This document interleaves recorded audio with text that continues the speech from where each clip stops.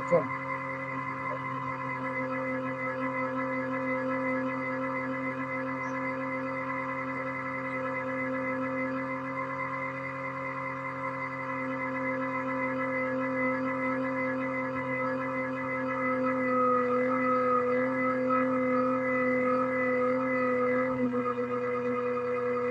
पवन,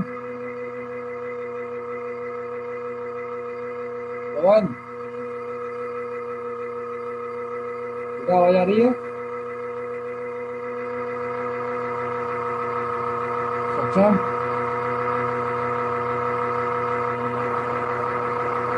अरे पवन,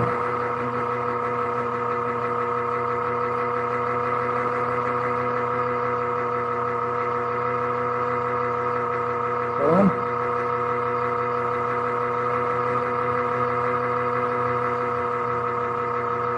सक्षम,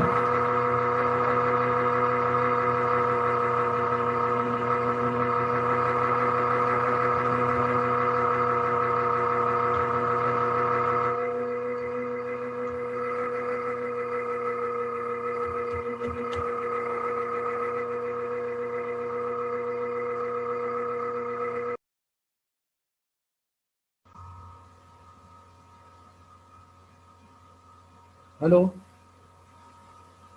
hello, hello, आवाज आ रही सक्षम? हेलो, अरे आवाज आ रही है सक्षम? पवन, बेटा माइक ऑन करो अपना। हेलो। हाँ पवन बेटा, आवाज आ रही है? हेलो हाँ आवाज आ रही है मेरी? हेलो, सर, आवाज नहीं आ रही सर आपकी।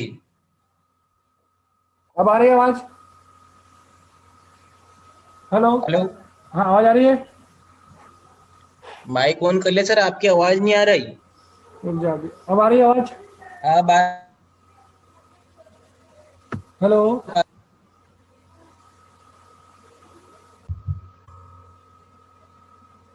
हेलो,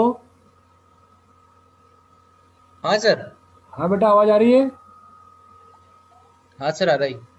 चलो सक्षम, हाँ सर, आ रही है। चलो ठीक है बेटा, है ना? तो आज क्या करना है अपने को?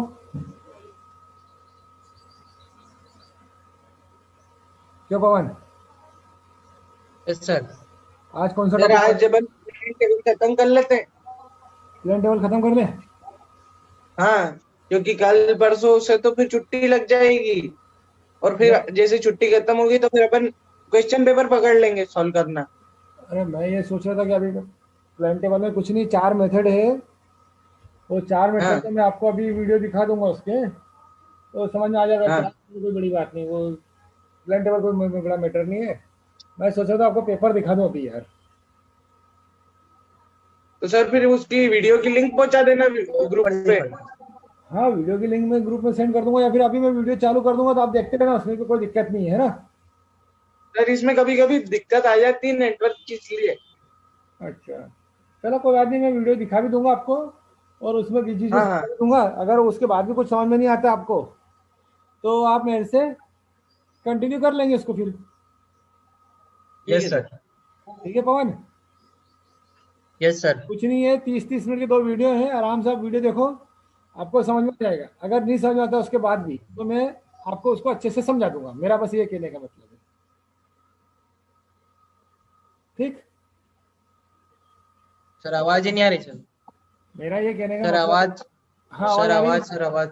आवाज आ रही है? हेलो, सर, आवाज कट कट के आवाज आ रही सर। कट करके आ रही है? अब आ रही है? हेलो,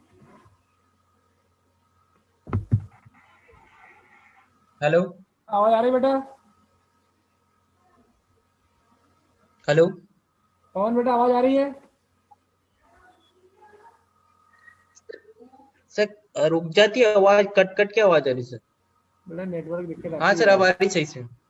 वो नेटवर्क की दिक्कत आती नमस्कार दोस्तों, आज हम इंटरसेक्शन मेथड से प्लेन टेबल सर्वे करना सीखेंगे। तो सबसे पहले हमने प्लेन टेबल जो सेट है उसको स्टेशन ए पे सेट कर लिया है। तो आइए शुरू करते हैं। सबसे पहले हम जो टेबल हमने रखी है उसको लेबलिंग करेंगे, उसका लेवल देखेंगे। स्पिरिट लेवल को रखकर हम जो प्लेन टेबल सेट है उसकी जो लेग्स हैं उसको ऊपर नीचे करके और इसे सबसे पहले टेबल को लेवल करेंगे। ये देखिए यहाँ से लेवल हो गया। इसी प्रकार जो प्लेन टेबल सेट है उसके लेग्स को ऊपर नीचे करके और हम टेबल को यूं लेवल में करेंगे। ठीक है,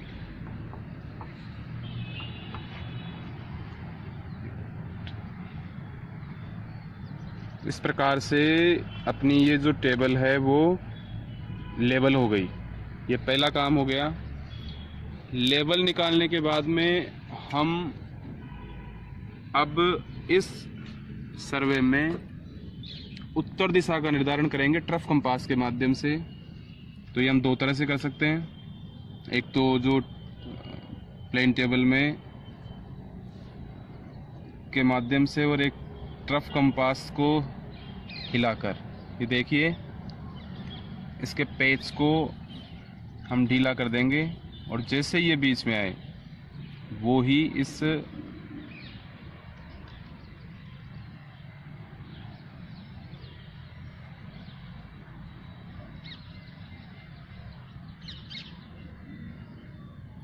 तरह से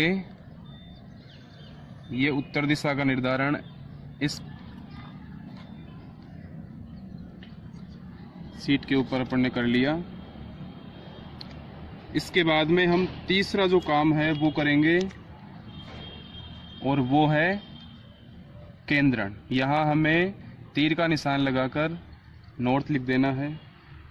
अगले जो स्टेप है उसमें हम इस सर्वे में केंद्रण करेंगे और ये केंद्रण करने के लिए हम साहुल पिंड और चिमटे को उपयोग में लेंगे। जो साहुल पिंड की जो नीचे वाली नोक है वो धरातल का केंद्र बिंदु होगा और जो चिमटे का ऊपर वाला नोक है उस नोक के ऊपर हम एक आल पिन लगाकर ये जो धरातल का केंद्र बिंदु है उसको हम ले आए मानचित्र पर।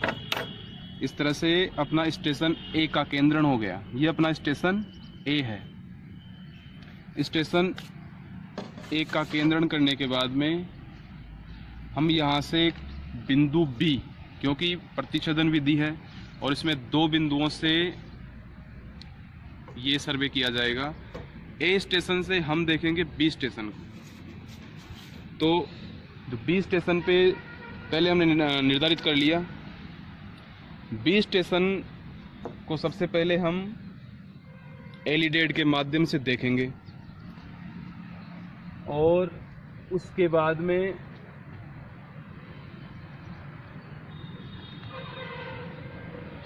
एक रेखा खींच देंगे।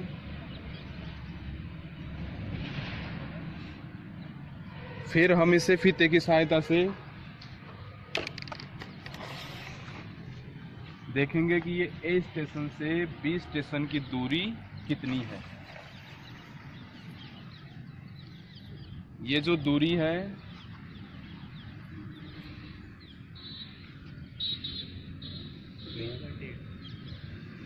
8.80 मीटर।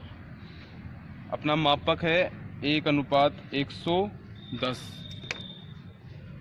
इस तरह से इस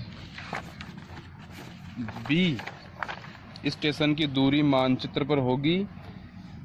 जो दूरी है उसको 100 से गुणा करके और मापक का भाग दे देंगे। दूरी अपनी आई दूरी इंटू 100 बटे मापक। इस तरह से दूरी आई 8.80 इंटू 100 बटे मापक अपना 110 है। तो ये होगा 880 बटे 110 बराबर 8 सेंटीमीटर। इस तरह से ए से बी की दूरी इस मानचित्र में होगी 8 सेंटीमीटर। 8 सेंटीमीटर की दूरी को काटकर हम बाकी बची हुई जो लाइन है उसको रफ कर देंगे। ये बी स्टेशन हो गया, इसे आधार रेखा कहते हैं, बेस लाइन। तो इस तरह से अपनी बेस लाइन तैयार हो गई, बी आधार रेखा।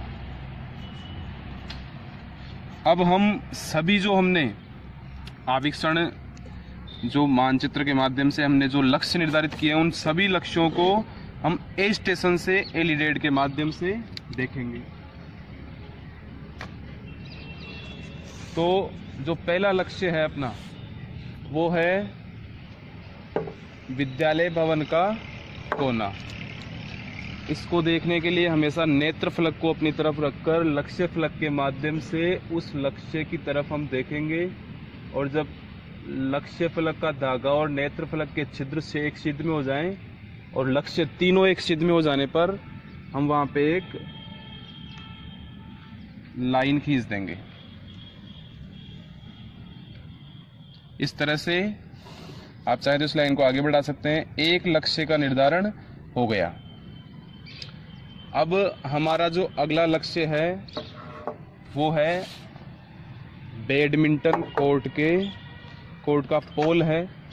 पहले लेफ्ट पोल है, इसे भी हम उसी विधि से देखेंगे और यहाँ पे एक लाइन खींच देंगे। इसी तरह हमारा जो तीसरा लक्ष्य है हम उसकी तरफ देखेंगे एलिडेड के माध्यम से। इस तरह से हमने 3 ऑब्जेक्ट देख लिए। ध्यान रहे इस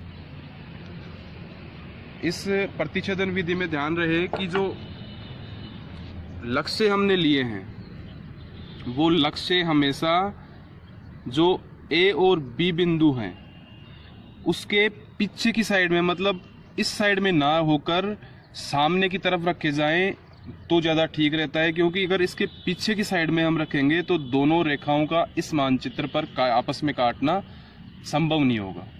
अतः इसका ध्यान रखें, थोड़ी सावधानी हमें ये रखनी है। इसी तरह से हम कुछ और लक्ष्यों का निर्धारण करते हैं, जैसे ये विद्यालय भवन का गेट है, इसका भी हम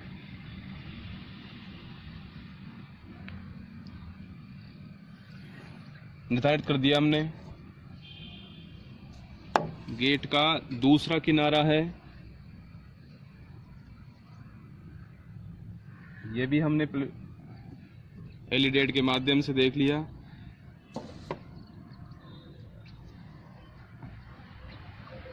एक पेड़ है मैदान में, उसको भी हमने एलिडेड के माध्यम से देख लिया। ये सभी हमने ए स्टेशन से देखे हैं। तो इस प्रकार हमने 6 लक्ष्य ले लिए। अब यहाँ से क्योंकि प्रतिच्छेदन विधि है, हम जो प्लेन टेबल है उसको उठाकर बी स्टेशन पे ले जाएंगे, और जो लक्ष्य हमने ए स्टेशन से देखे हैं उन सभी लक्ष्यों को हम बी स्टेशन से देखेंगे, और जहाँ पर ये दोनों रेखाएं काटेगी वो ही उस लक्ष्य की इस मानचित्र के ऊपर वास्तविक स्थिति होगी। तो इसलिए हमें यहाँ से इसको स्थानांतरित करना पड़ेगा ए स्टेशन से प्लेन टेबल सेट को बी स्टेशन पर।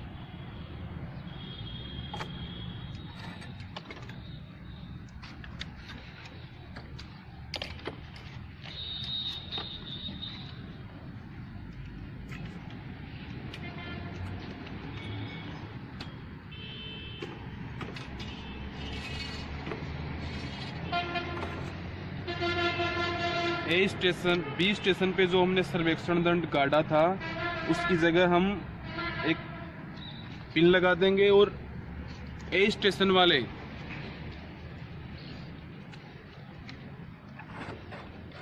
पिन की जगह हमने सर्वेक्षण दंड खड़ा कर दिया। अब यहाँ आने के बाद में जो सबसे इस सर्वे का सबसे मुश्किल जो चरण है वो होता है पूर्वाभिमुखीकरण, ओरिएंटेशन।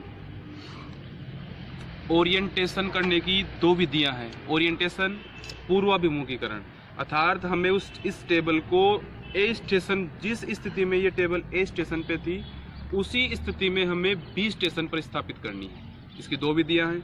एक तो हम ट्रफ कंपास के माध्यम से भी इसको उसी स्थिति में निर्धारित कर सकते हैं। दूसरा जो तरीका है वो है पश्चात दृष्टिपात, बैक साइटिंग के द्वारा। जिस प्रकार हमने ए स्टेशन से बी को देखा उसी तरह हम बी स्टेशन से ए को देखेंगे। लेकिन यहाँ थोड़ी सी जो मुश्किल है वो यह है कि हमें टेबल का लेवलिंग, सेंटरिंग और ए और बी स्टेशन दोनों एक सीध में रहें। ये तीनों काम हमें एक साथ करना पड़ता है। अर्थात टेबल का लेवलिंग भी हो जाए, सेंटरिंग भी हो जाए और पूर्वाभिमुखीकरण अर्थात ओरिएंटेशन भी हो जाए।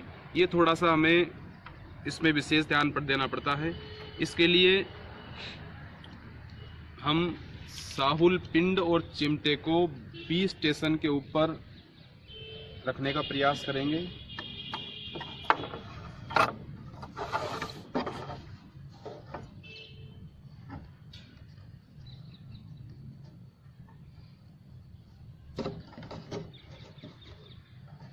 इस प्रकार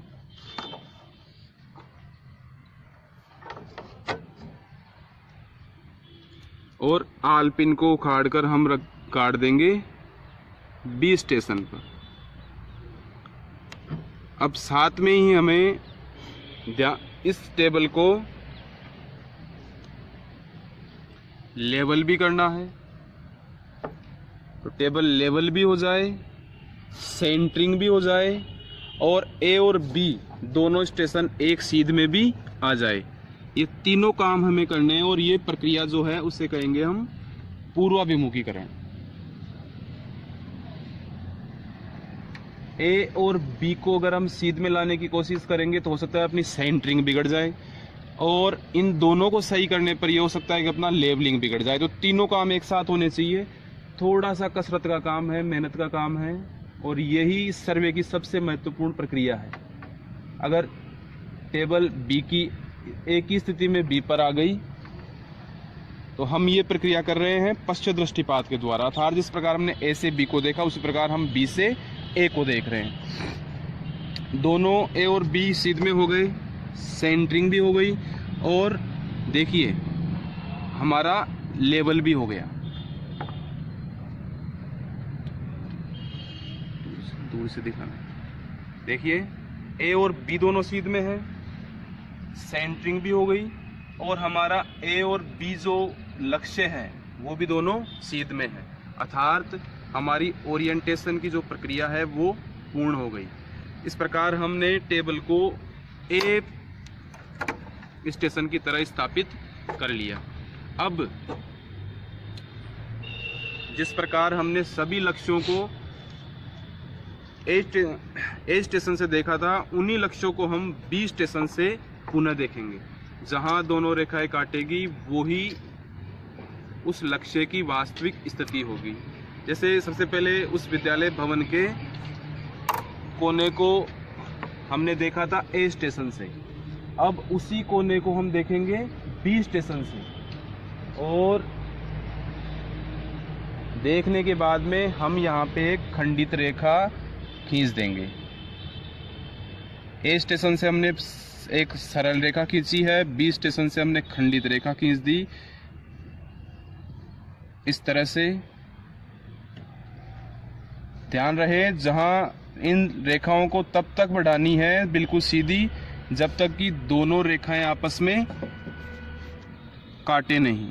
अगर ए स्टेशन की रेखा छोटी है तो उसको भी हम बिल्कुल सीध में बड़ी कर सकते हैं और जहां पे काटेगी वही उस लक्ष्य की वास्तविक स्थिति होगी। इस प्रकार पहले लक्ष्य का निर्धारण हो गया।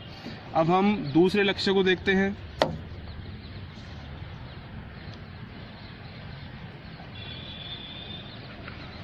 इस बैडमिंटन पोल को हम देख रहे हैं उसी प्रकार हमें एलिडेड के जो प्रवणित किनारा है इसको आल पिन से सटा कर रखना है और यहाँ भी हमें एक खंडित रेखा खींच देनी है। जहाँ पे ये रेखाएं दोनों काटेगी वो उस बैडमिंटन पोल की वास्तविक स्थिति है। इस प्रकार हम तीसरे हमारे लक्ष्य को भी एलिडेट के माध्यम से देखेंगे। यहाँ से भी इसी प्रकार एक रेखा खींच देंगे। तो ये हमने 3 लक्ष्य देख लिए। इसी प्रकार हम बी स्टेशन से जो विद्यालय भवन का गेट था उसकी तरफ भी देख के और यहाँ एक खंडित रेखा खींच देंगे।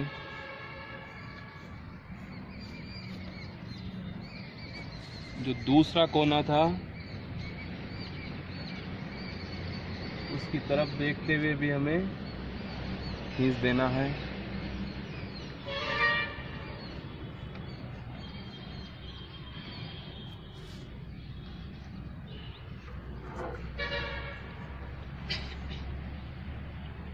जो एक रेखा हमें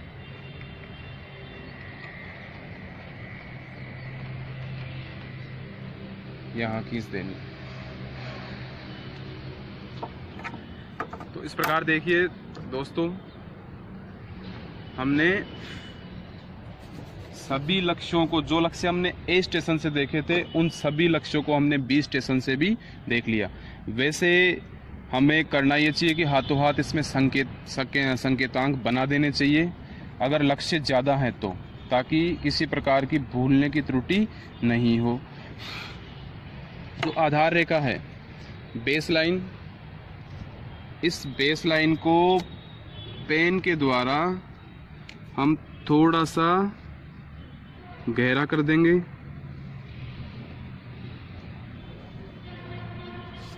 और जो संकेत हमने निर्धारित किए हैं, जो रेखाओं के बचे हुए भाग हैं वो हम साफ कर देंगे।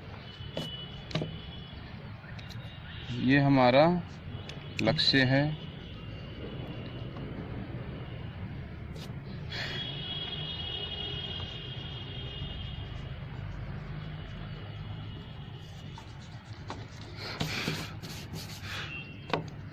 और मानचित्र पर हम जो संकेतांक है वो बना देंगे। संकेतांक के बारे में ध्यान रखें कि हमें बिल्कुल सीधे मानचित्र पे सीधे ही बनाने हैं। ये बैडमिंटन पोल है, इसी प्रकार का एक बैडमिंटन पोल यहाँ पर है। जो विद्यालय भवन का गेट है वो इस जगह बना हुआ है।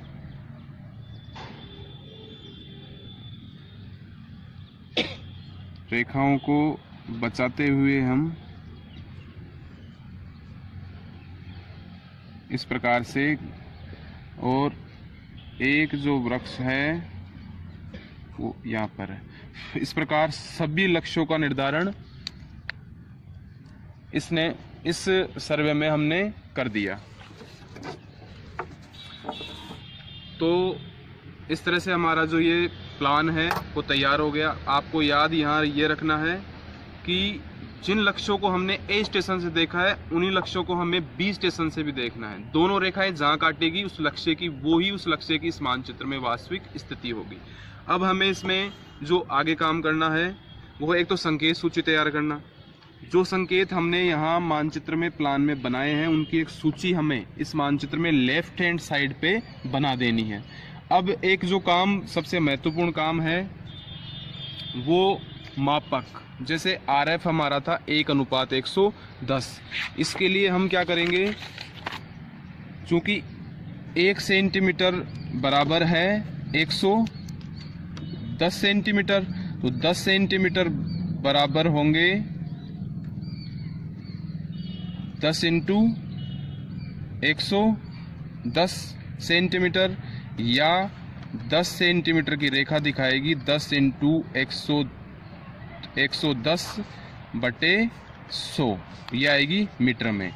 इसका होगा अर्थात 11 मीटर। 10 सेंटीमीटर की एक रेखा 11 मीटर को प्रदर्शित करेगी। हमें एक 10 सेंटीमीटर का इस तरह से बॉक्स बनाना है और उसके बराबर बराबर 11 भाग कर देने हैं। ये ध्यान रहे, बॉक्स हमें 10 सेंटीमीटर का ही रखना है, इसके भाग 11 करने हैं। जो मुख्य भाग होंगे वो मीटर को प्रदर्शित करेंगे और एक सबसे लेफ्ट वाला भाग है उसके हम उपविभाजन कर देंगे।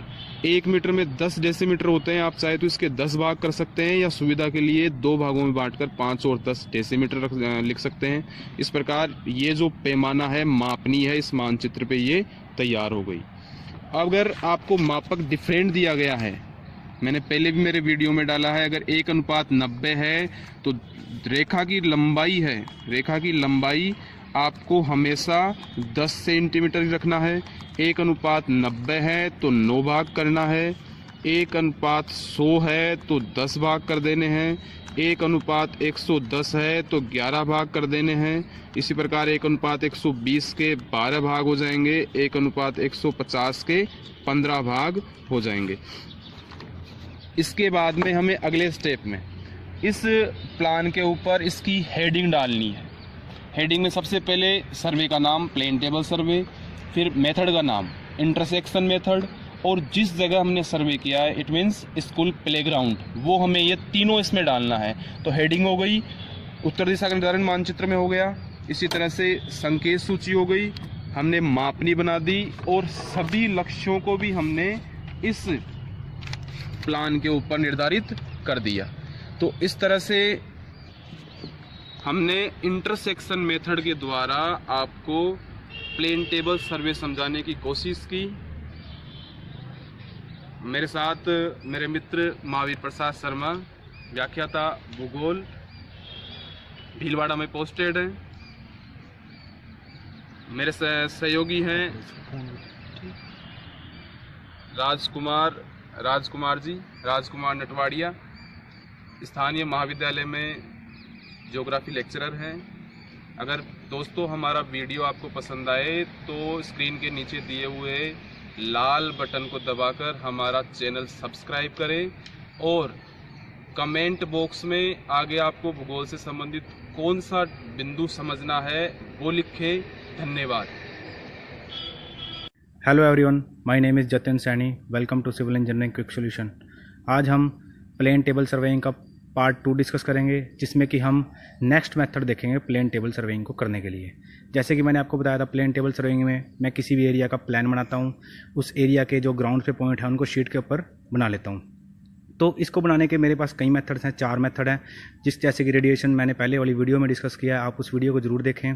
तो आज हम देखेंगे इंटरसेक्शन मेथड।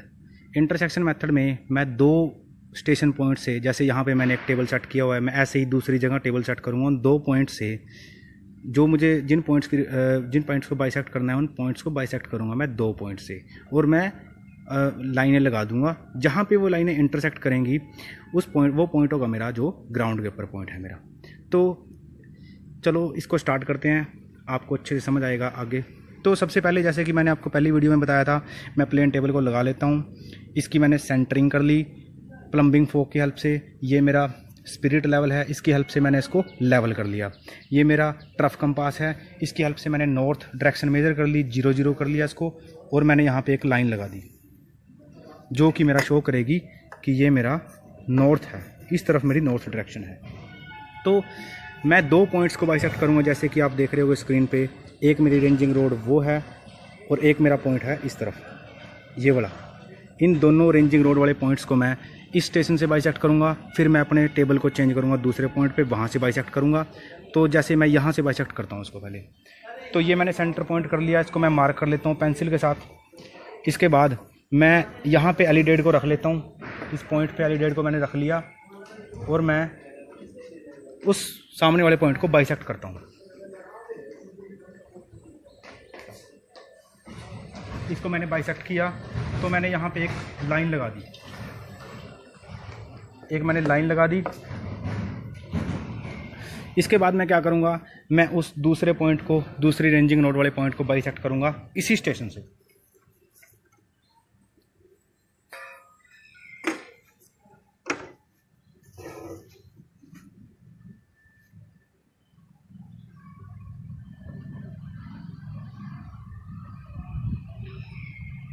इसको मैंने बाइसेक्ट किया और यहाँ से भी मैंने एक लाइन लगा दी ऐसे।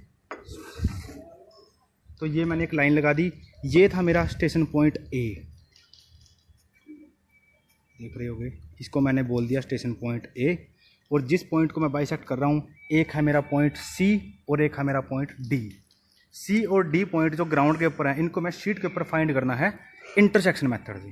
तो मैंने ये ए पॉइंट से देख लिया, अब मैं अपने टेबल को शिफ्ट करूँगा दूसरे पॉइंट के ऊपर, फिर मैं उस पॉइंट से देखूँगा, उन दोनों पॉइंट्स को दोबारा बाइसेक्ट करूँगा।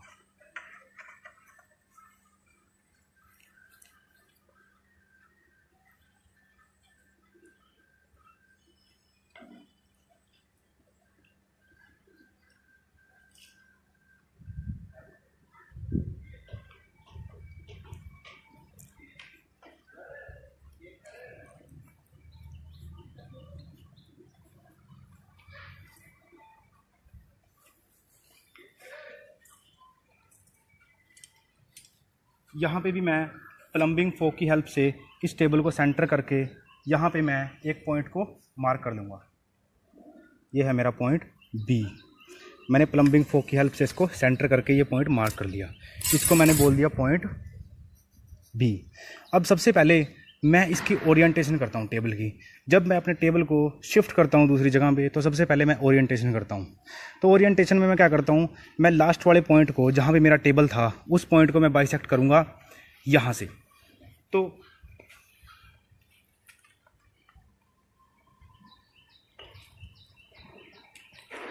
उस पॉइंट को मैं बाइसेक्ट करूँगा। अगर वो मेरा पॉइंट सही नहीं होगा तो मैं अपने टेबल को थोड़ा बहुत मूव करूँगा और उसके बाद फिर इसको बाइसेक्ट कर लूँगा प्रॉपरली। जैसे कि मैंने इस पॉइंट के ऊपर, इन दोनों पॉइंट्स के ऊपर अपने एलिडेट को रख लिया। मेरा पॉइंट ए था और बी था, जो मैंने अभी मार्क किया। तो अब मैं इन पॉइंट को बाइसेक्ट करूँगा उसको। जैसे ये मेरा बाइसेक्शन सही नहीं आ रहा, तो मैं अपने टेबल को टिल्ट करूँगा, थोड़ा घुमाऊँगा उसको। अब मैंने उसको घुमा लिया, ये मेरा अब सही आ गया एकदम। ऐसे मैं यहाँ पे एक लाइन लगा दूंगा, तो अब ये मेरा बिल्कुल स्ट्रेट है। तो अब मैं इस पॉइंट से बी पॉइंट से मैं उन दोनों रेंजिंग रोड वाले फर्स्ट पॉइंट सी और डी, दोनों पॉइंट को इस पॉइंट से भी बाइसेक्ट करूँगा। तो सबसे पहले मैं करता हूँ सी को। तो मैंने यहाँ पहली डेट रखा और सी को बाइसेक्ट किया। यहाँ से मैंने सी को बाइसेक्ट किया अच्छे से।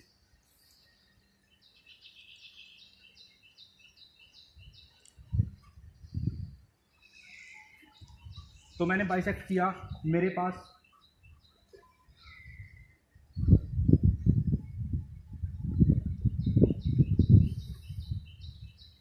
ये मैंने इसको बाइसेक्ट किया और एक लाइन लगा दी।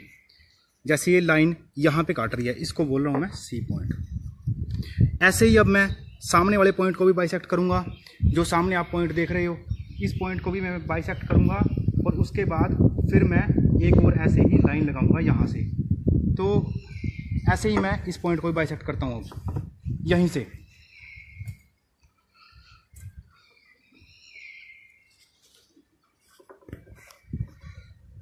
आप सामने जो देख रहे हो, उस पॉइंट को मैं बाइसेक्ट कर रहा हूँ।